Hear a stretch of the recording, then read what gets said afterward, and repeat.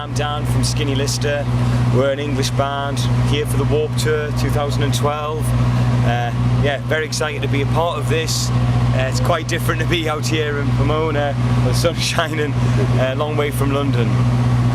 Yeah, tell us a little bit about how you guys got together and who were some of the bands and artists that influenced you collectively to do this yourself.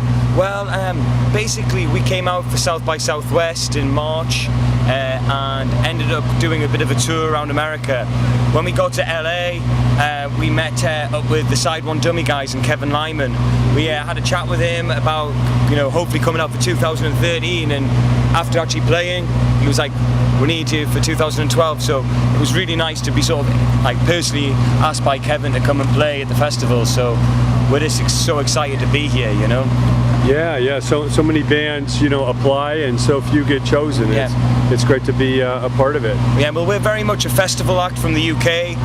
Last year we played more festivals than any other band in the UK, so this is sort of, this is a good kind of vibe for us.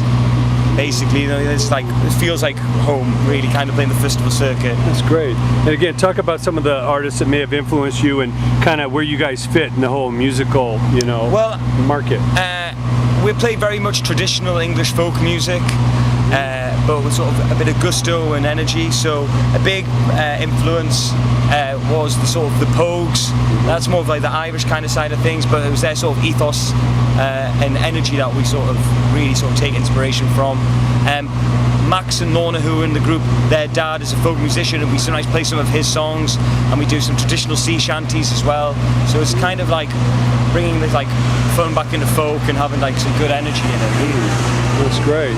Yeah, with these days with the independent world, there's really no rules. You can kind of do your own thing and find your niche, and people like what you like. It's you don't have to go through all that mainstream radio and all that type stuff.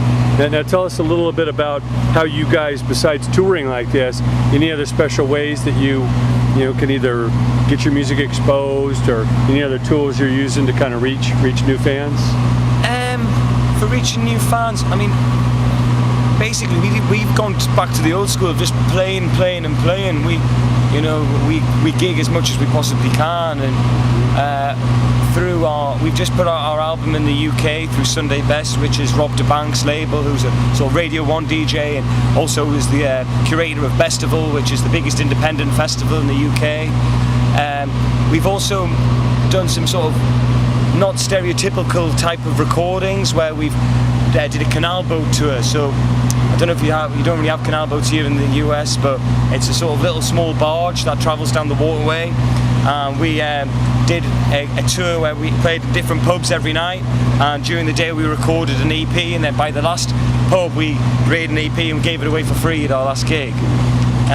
So that's been one of our kind of ways that we've done things. We also did another physical EP called a homemade tour, because we're all from England and we live in London, but we're from different places in England. So I'm from the northeast, and other lads from Yorkshire, some from Leicestershire, and some from the southeast.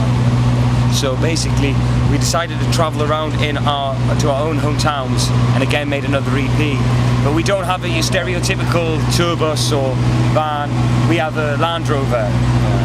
So actually another thing that we do is we've directed our own music videos and put our own kind of little slant on them, so that's been a big way of reaching out to fans, by doing these videos with our homemade. It's good. That's beautiful. And from what you've seen, obviously through your years and some of the perseverance you guys have done, what are some of the tips that you would give to young bands or artists coming out today to really find their way? Do it yourself. Just do it yourself. That's all I can say. If you keep on plugging away and concentrating on doing the gigs and playing and getting your craft, things will happen for you. Things will happen.